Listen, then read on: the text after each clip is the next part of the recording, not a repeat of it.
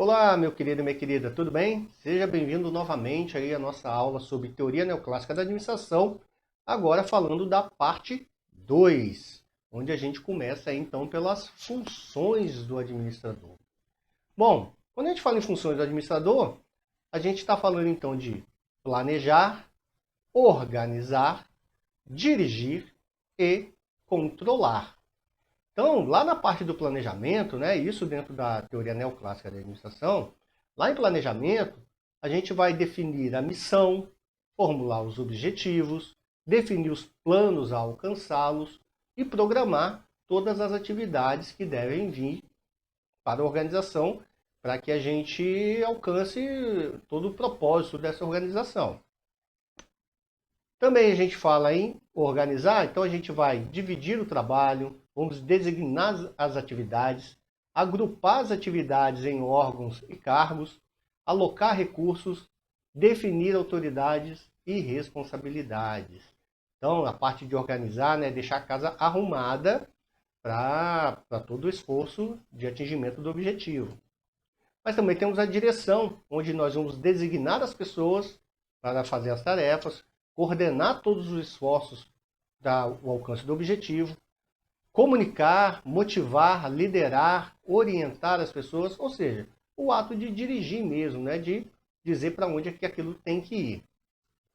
E temos o controle, definir os padrões, monitorar o desempenho, para ver se está tudo dentro daqueles padrões, inclusive, avaliar esse desempenho, se foi bom, se for ruim, se dá para consertar ao longo do caminho, que seria a ação corretiva nesse caso, então. Então a gente tem que, dentro das funções do administrador, na teoria neoclássica, planejar, organizar, dirigir e controlar fazem parte do dia a dia do administrador neoclássico. Mas vamos lá então, vamos continuar falando mais. Quando a gente fala então em planejamento, formular objetivos e os meios para alcançá-lo, isso vai entrar na organização, onde vamos desenhar o trabalho, alocar os recursos e coordenar as atividades, e já tem um desempenho a ser observado. Né? Os objetivos, o desempenho de objetivos, de produtos, serviços, eficiência, eficácia. Então, ali na organização, a gente começa a definir qual vai ser o desempenho necessário para o objetivo planejado para a empresa. Depois a gente tem a direção, então, onde a gente já falou, designa pessoas, dirige os esforços, motiva e liderá-las e comunicá-las.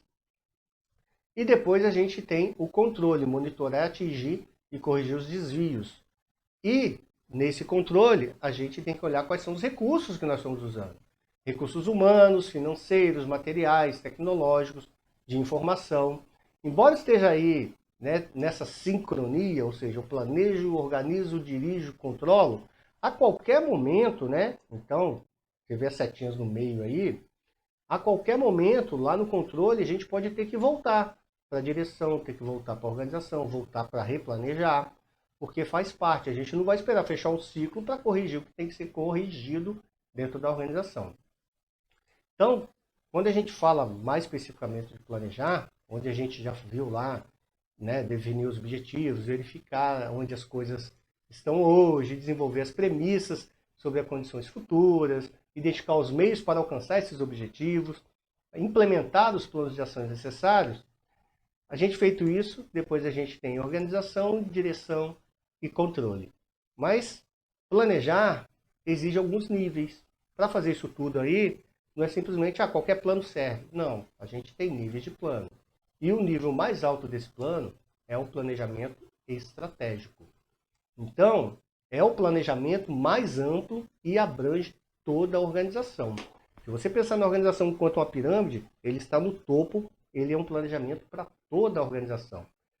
E quais são as características desse planejamento estratégico, então? É projetado no longo prazo, tendo seus efeitos e consequências estendidos a vários anos pela frente. Então, ele é um planejamento onde a visão tem que ser muito longa. Porque tudo que você fizer hoje vai refletir lá no futuro. Então, os objetivos que você está traçando para hoje, tem que pensar como que isso vai refletir no futuro. Envolve a empresa como uma totalidade, abrange todos os recursos e áreas de atividade. e preocupa-se em atingir os objetivos em nível organizacional. Ou seja, não é o meu objetivo, é o objetivo da organização. É definido pela cúpula da organização no nível institucional e corresponde ao plano maior ao qual todos os demais estão subordinados. Então, quando a gente fala de planejamento estratégico, né, a gente observa que o planejamento estratégico, até pela abrangência que ele tem, você não é qualquer um que pode fazer. Então, quando ele está lá no topo da pirâmide, né, onde estão os diretores e o presidente, eles têm um pensamento de sistema aberto. Ou seja, pensar na interatividade do ambiente interno com o externo da organização. Então, sempre se olhando para o ambiente externo da organização para poder fazer o planejamento de longo prazo. Mas temos também planejamento de médio prazo, ou planejamento tático. É o planejamento que abrange cada departamento ou unidade da organização. Então, ele é intermediário, ele começa a olhar para os departamentos, ele tem um pouco de visão externa hoje em dia e visão interna, mas quando se pensava na teoria neoclássica, lá no século passado, né, olhava-se muito para dentro da organização. Então, as características dele são: é projetado para o médio prazo, geralmente para o exercício anual. Então, enquanto um está pensando para 10, 15, 20 anos, o outro está pensando para esse ano que vai acontecer. Envolve cada departamento, abrange seus recursos específicos e preocupa-se em atingir os objetivos departamentais. Lógico, vamos lembrar que quando eu faço um planejamento estratégico e entrego ele para a organização, ele é dividido em departamentos. Então, cada departamento ali, embora se preocupe com o seu objetivo, ele tem que estar visando o objetivo da empresa como um todo. Não é o objetivo estratégico é A, eu quero ir para Z. Não é assim que funciona. Você vai convergir para A, só que na sua especificidade. É definido no nível intermediário em cada departamento da empresa.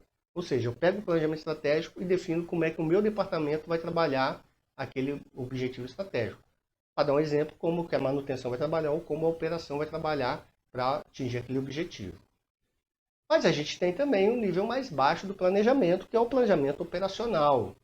Então, é o planejamento que abrange cada tarefa ou atividade específica. Então, dentro do meu departamento, eu vou ter as minhas supervisões, né? E aí eu tenho que entregar para minhas supervisões o que cada um tem que fazer para que aquele objetivo do departamento seja atingido. Todos os departamentos têm que definir o que vão fazer para atingir os objetivos dele, que é o objetivo estratégico da organização como um todo. Então, as características aí do operacional, ele é projetado no curto prazo para o imediato. Lógico, o imediato pode ser dia, semana, quinzena, mês, né? Aí cada organização vai decidir o seu, mas geralmente se pensa no mês, tá? O operacional está pensando o que nós vamos fazer nesse mês, qual é a meta desse mês. Envolve cada tarefa ou atividade isoladamente e preocupa-se com o alcance de metas específicas, né? As metas daquela supervisão. É definido no nível operacional para cada tarefa ou atividade. Então, para cada tarefa ou atividade, eu vou ter um planejamento que deve ser cumprido para atingir o objetivo da supervisão. Então, olhando um pouquinho melhor aí os 3 níveis de planejamento, a gente então tem o estratégico, tático e o operacional, né? Deixa eu pegar o meu apontador laser aqui para auxiliá-los. Então, a gente tem o estratégico, o tático e o operacional trabalhando juntos, tá? Embora esse aqui venha primeiro, esse aqui venha depois e esse aqui é o último a vir, mas eles todos convergem para o mesmo planejamento macro da organização. Então, no planejamento estratégico, o conteúdo ele é genérico, sintético e abrangente, ou seja, não tem os detalhezinhos da coisa. Ele diz o que tem que fazer no geral. A extensão de tempo dele é longo prazo e a amplitude é macro orientado. Aborda a empresa como uma totalidade. Então, eu não consigo dizer aquela tarefa lá no planejamento estratégico, que aquela tarefa vai ser, como é que tem que executar ela? Não cabe ao planejamento estratégico. Já o planejamento tático é menos genérico e mais detalhado. Menos genérico não quer dizer que não seja, mas ele é menos. E mais detalhado não quer dizer que seja totalmente detalhado. E a extensão de tempo é médio prazo. A amplitude aborda cada unidade da empresa separadamente, cada departamento. E por final aqui, o operacional o conteúdo aí sim já é muito detalhado, é específico e analítico. Ele é no curto prazo e a amplitude é micro-orientado, ou seja, é para aquela supervisãozinha, aborda cada tarefa ou operações apenas. Então você vê que existe uma hierarquia dentro dos planejamentos, onde o maior é o estratégico, depois vem o tático, depois o operacional. Bom, falamos de planejamento, vamos falar então de organização. Então, uma vez planejado, a gente parte para organizar. Dividir o trabalho, agrupá-las, como agrupadas aí, atividades em uma estrutura lógica, designar as pessoas para sua execução, alocar os recursos, coordenar os esforços. E depois nós vamos mais na frente dirigir e controlar. Então, quando a gente está falando de organização, a gente tem a organização também em nível institucional, tem a organização em nível intermediário e nível operacional também, como os planejamentos. Tipo de desenho. No nível institucional, o desenho é organizacional. O conteúdo, empresa como a totalidade, e o resultante é o tipos de organização. Já no nível intermediário, o tipo de desenho é o desenho departamental. Cada departamento isolado é o conteúdo e a resultante é tipos de departamentalização. No nível operacional, o desenho é de cargos e tarefas. Conteúdo, cada tarefa ou operação, e a análise e descrição de cargos é o resultante dessa organização no nível organizacional, ou seja, dessa função no nível organizacional. Falar então da organização, vamos partir para a direção. Então eu já planejei, já organizei e agora eu vou dirigir. Dirigir os esforços para um propósito comum, comunicar, liderar e motivar. Para depois então a gente chegar no controle da coisa. Então quando a gente está falando de direção, o papel da direção é acionar e dinamizar a empresa. A direção está relacionada com a ação, com o colocar em marcha, e tem muito a ver com as pessoas. Lógico, que quem põe a máquina para funcionar são as pessoas. A máquina por si só, ela fica paradinha. Ela está diretamente relacionada com a atuação sobre os recursos humanos da empresa. Então, a abrangência da direção, ela tem direção em nível global, ou seja, é a direção que abrange a organização como uma totalidade e é a direção propriamente dita. Lá no nível institucional, no nível estratégico, onde tudo ocorre então, em nível global. Mas também a gente tem direção em nível departamental, lá no plano tático lá, né? Então, é a direção que abrange cada departamento ou unidade da organização. É a chamada gerência. E depois a gente tem aí a direção em nível operacional. É a direção que abrange cada grupo de pessoas ou de tarefas, onde o supervisor está mais ligado nessas pessoas lá, né, nesse nível operacional, para poder estar dirigindo essas pessoas para onde elas devem ir para que se atinja o objetivo. Finalmente, então, a gente vai falar sobre o controle. Recapitulando, planejei, organizei, dirigi e agora eu vou controlar. Então, controlar, de novo, né? Definir padrões de desempenho, monitorar esse desempenho, comparar esse desempenho com os padrões que você designou, tomar ação corretiva para assegurar os objetivos desejados, ou seja, voltar por trilho, né? Bom, então quando a gente fala de controle, enquanto o planejamento abre o processo administrativo, o controle serve para o fechamento. Da mesma forma como ocorre com o planejamento, a abrangência do controle também pode ser feita no nível global, no nível departamental ou no nível operacional, respectivamente dentro dos planos estratégicos, táticos e operacional. Então, qual é a utilização do controle, né? Então, a gente pode usar o controle como uma função restritiva e coercitiva. Utilização no sentido de coibir ou limitar certos tipos de desvios indesejáveis ou de comportamentos não aceitos. Então, a partir do momento que eu defini um padrão, eu estou sendo ali, estou restringindo, o padrão é esse. Estou sendo coercitivo, olha, não faça diferente, que você pode sofrer uma punição. O controle também pode ser utilizado como um sistema automático de regulação, utilizado no sentido de manter automaticamente um grau constante de fluxo ou de funcionamento de um sistema. Então o controle ele pode servir lá, né, para a gente estar monitorando, olha, 10 peças por minuto, 10 peças por minuto, deu 9, opa, eu posso ir lá agora porque deu um defeito, então o sistema automático ele pode identificar esse defeito aí.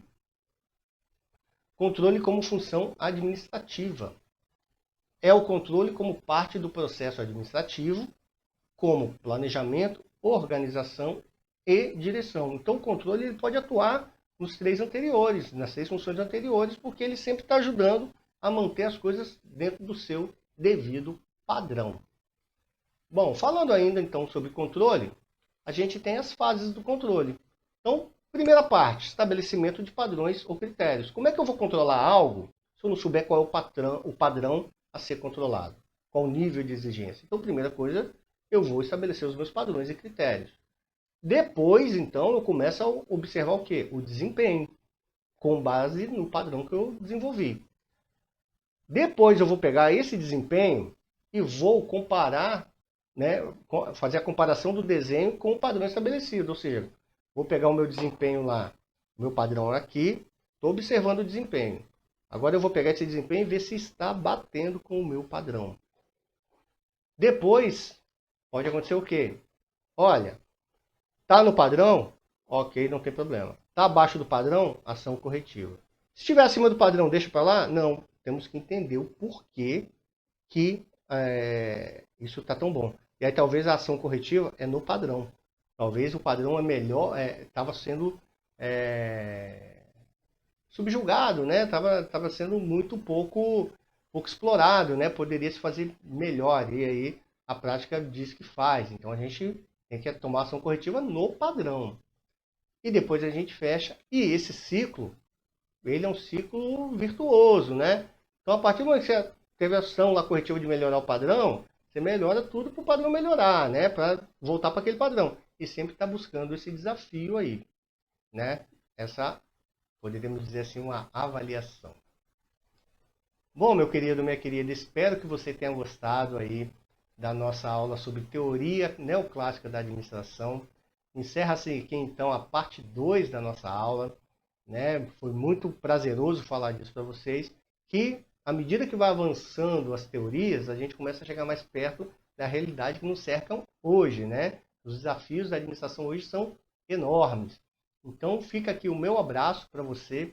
Continue lá seguindo o canal, se inscreva, ative o sininho, dê o like, até para a gente saber como é que está sendo a evolução disso, se está bacana para você, se não está, para que a gente possa estar melhorando sempre, né? A nossa ação corretiva muitas vezes de melhorar, porque você que está aí do outro lado é quem vai identificar se está indo bem ou se está indo mal. Bacana? Fica aqui o meu abraço novamente, fiquem com Deus e até a próxima aula.